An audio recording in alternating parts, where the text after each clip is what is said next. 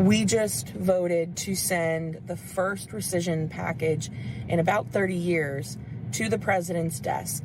This is huge. This defunds the federal component of the very, very left-leaning propaganda that we know to be NPR and PBS.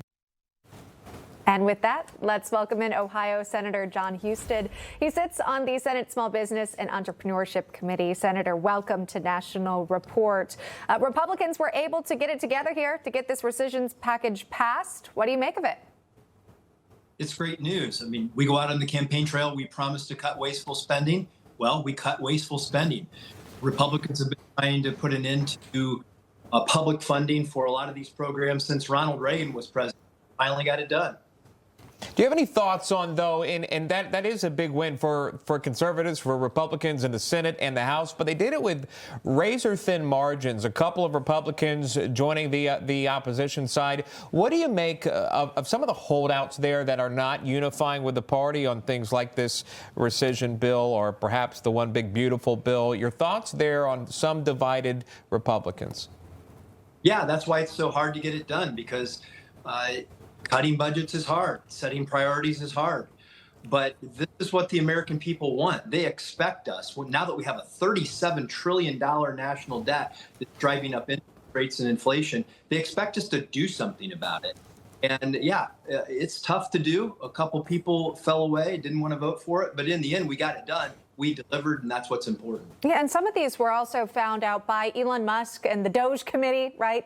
Some of this foreign aid just really shedding light on it, where taxpayer dollars had been going and now where they won't be going anymore. Also part of it, of course, was the focus in on NPR and PBS. We've been talking about it. And yet, if you ask the CEO of NPR, that's Catherine Marr, she was on CNN. She has a totally different view, Senator. Watch this. When it comes to the accusation of bias, I would start, as I always start by saying, which is we, of course, are a nonpartisan organization, and we want to serve and are required to serve the entirety of the American public.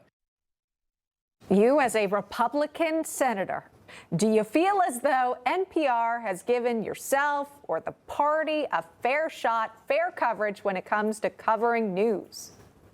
NPR is one of the most biased news organizations America, but that deserved to be cut. It deserved to be cut because, frankly, America can't afford to continue to subsidize things. We shouldn't be subsidizing Newsmax or MSNBC, and we certainly shouldn't be subsidizing NPR.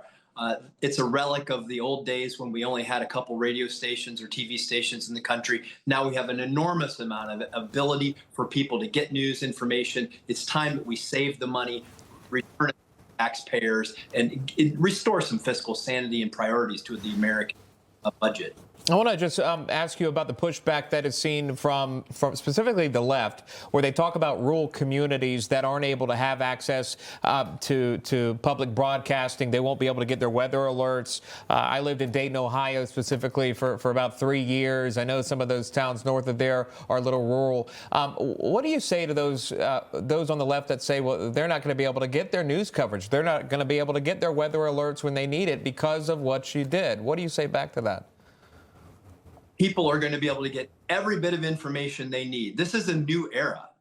Ronald Reagan was trying to cut this in the 1980s because it was no longer needed. You have the internet. You have mobile phones in which we get our weather alerts. Our weather alerts are not done through NPR. They're done through the National Weather Service. And we have many venues, whether it's your cell phone, the internet, a variety of radio and TV stations. It's a relic of the past. And it's time that we restore priorities for the things that matter today, not continuing to spend money on things that are outdated and no longer needed. All right. That is Ohio Senator Jon Husted joining us this morning. Thank you so much, sir. We do appreciate your time. Thank you. You're welcome. All right. Here with us in studio, our special guest for National